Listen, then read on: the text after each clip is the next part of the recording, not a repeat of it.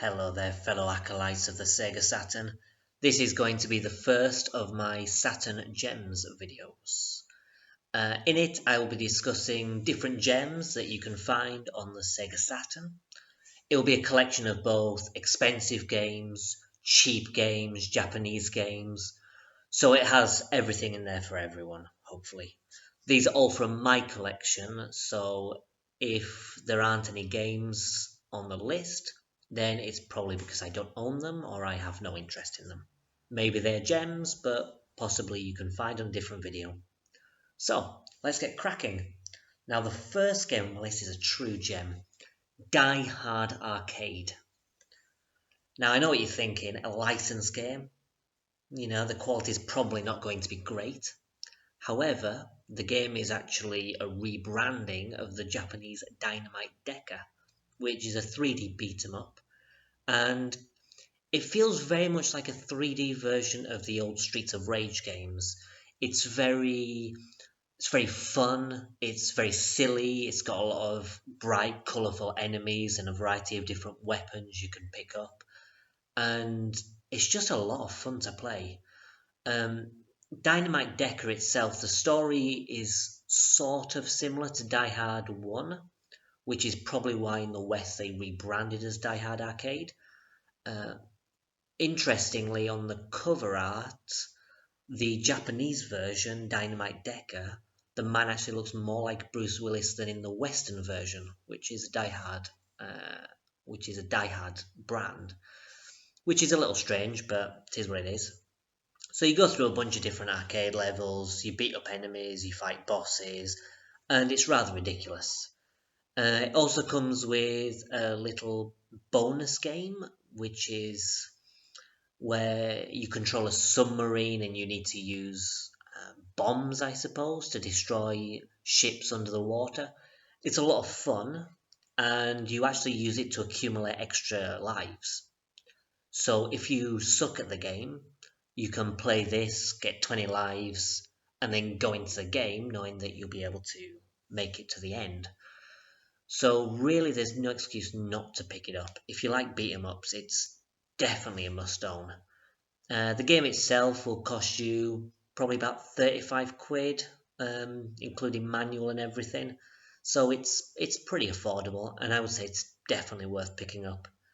It's one of those games that seems to be slowly rising in price too, so if you don't own it already, I would recommend that you jump at the opportunity to get it as soon as possible. Now, the next game on my list maybe is a little unknown. It's Soviet Strike.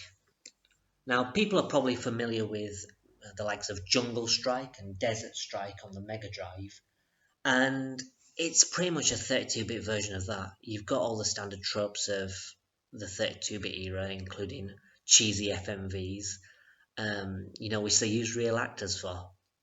The story itself is, cringy, and the acting is even worse, but it's a lot of cheesy fun, and the games at that time have this charm to the cutscenes, and this is no exception.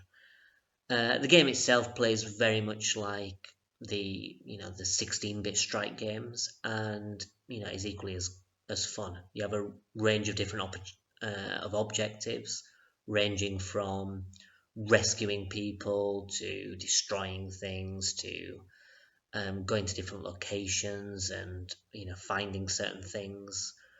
It's really enjoyable. The difficulty is a little bit tough.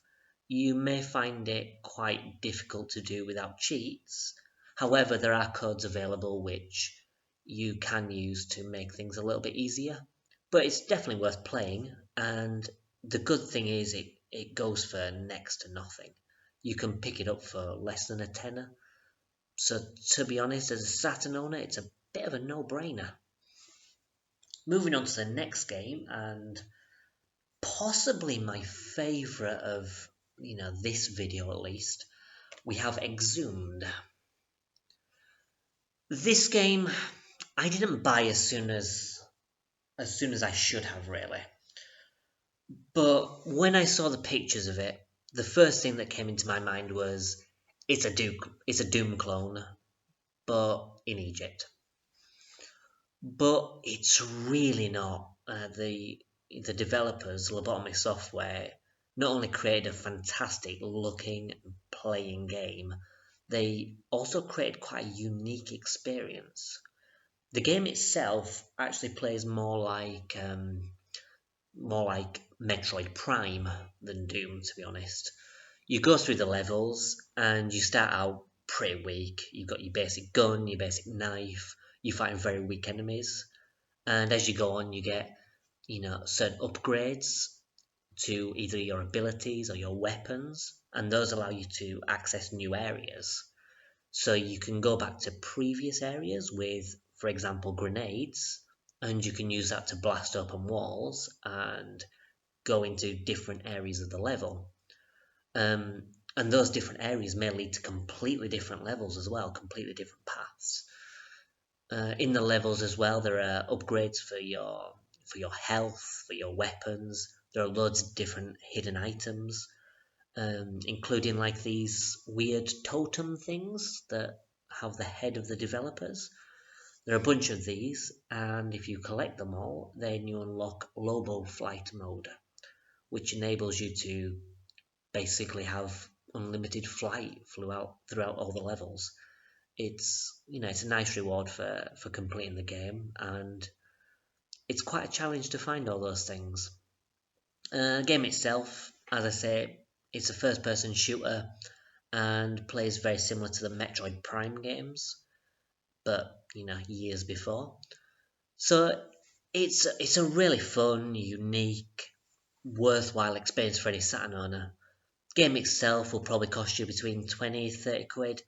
So again, it's another pretty cheap title, and it's one of the best games on the system. There is a version on the PlayStation, but that's a slightly gimped version, I believe. And on the PC version is completely different.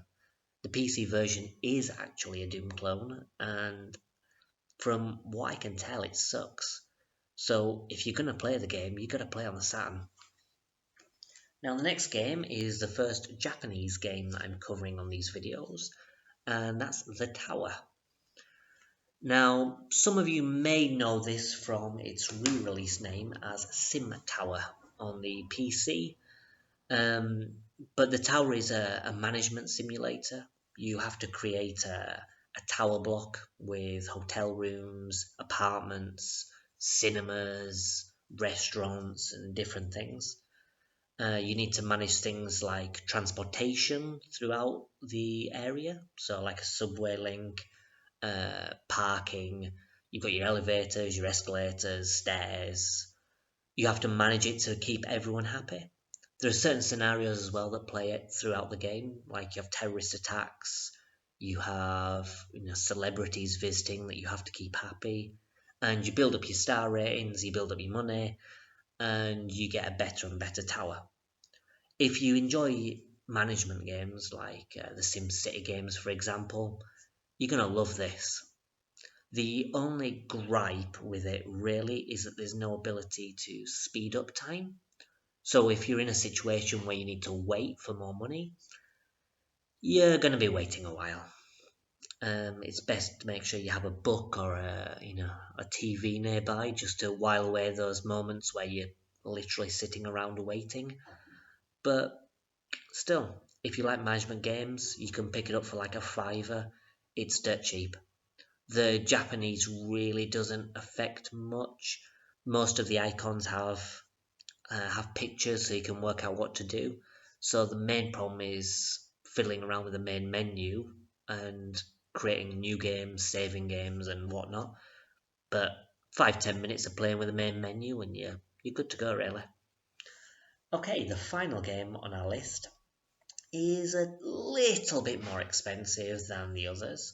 We have Panzer Dragoon Saga. This is not a cheap game. I picked mine up for around 300 quid, but it was complete and perfect condition, CDs, box, everything. You can pick up for 250, maybe 200 if you're lucky, and the price just keeps on rising. If you're in America, it's probably close to $1,000. So the PAL version is definitely the way to go if you want an English version. If you can speak Japanese, the Japanese version goes for next to nothing. But if you don't speak Japanese, then there's really no point. So it's a JRPG and the third in the Panzer Dragoon series. And it's quite an interesting game because it doesn't really play like any of the other Panzer Dragoon games, nor does it play like a traditional JRPG. You have a lot of JRPG tropes, for example, lengthy cutscenes and towns where you speak to different people, get different missions, things like that.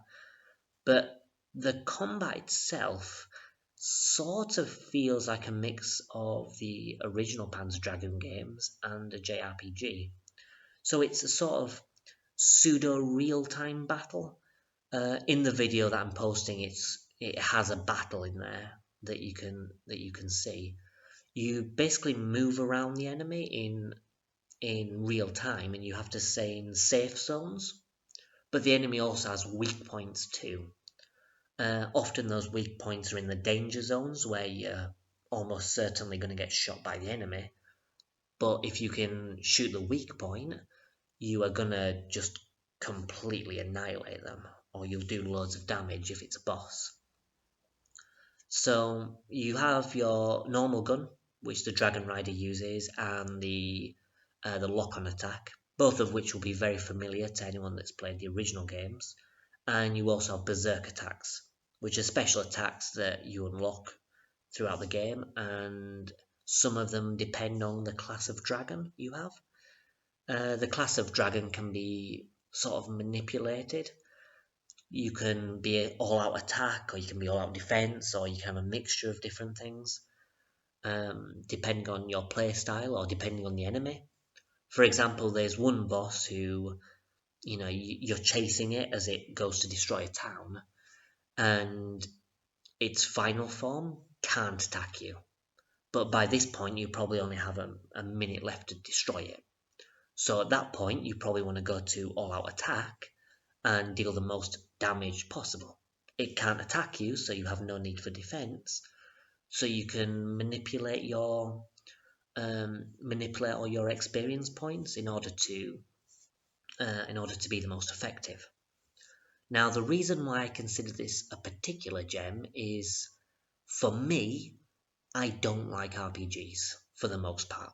When it comes to Japanese RPGs, aside from the Pokemon games, Eternal Sonata, Panzer Dragoon Saga is the only other JRPG that I legitimately enjoy. I like RPG elements in games, but I often find the overly convoluted stories and the battle systems and things like that tend to diminish my enjoyment of these games. However, Saga is a great game to play. I love it, and JRPG fans love it. It's a game that's loved by pretty much anyone that plays it, which is a good job, really, considering the cost of it. Now, for the price, would I recommend it? If you're a big fan of the series and a big fan of RPGs, then maybe you want to pick it up. As I say, you can probably, grab an okay copy, maybe one without the outer box for 250 quid. If you can see one for 200 quid, I would definitely say get it. Even if you're not a fan of RPGs or the series, get it for 200 quid if you see it for that, in any condition. As long as it's playable, 200 quid is bargain. If you don't like it, you can sell it, and you probably won't lose any money. Otherwise, yeah, if you have money to spare or you're a massive fan of the series, then try and find a deal. If not, then maybe wait for alternative versions to play. For example, if you have a rear or any other possibility. So yeah, those are my 5 games. We had Exhumed, Soviet Strike, Die Hard Arcade, The Tower, and Panzer Dragoon Saga. Out of those, I would say 3 of them are must-buys to any Saturn owner. Die Hard Arcade, Exhumed, and Soviet Strike are definitely worthwhile pickups. The Tower is probably only worth picking up if you like management games. And Panzer Dragoon Saga, well, it depends on the amount of money you have and how much of a fan of the series you are. Well, I hope you've enjoyed my first video. If you've got any recommendations for me, drop them down in the comments below. Or if you want to share your opinions of these 5 games, again, drop me a comment. Okay, until next time. Bye bye.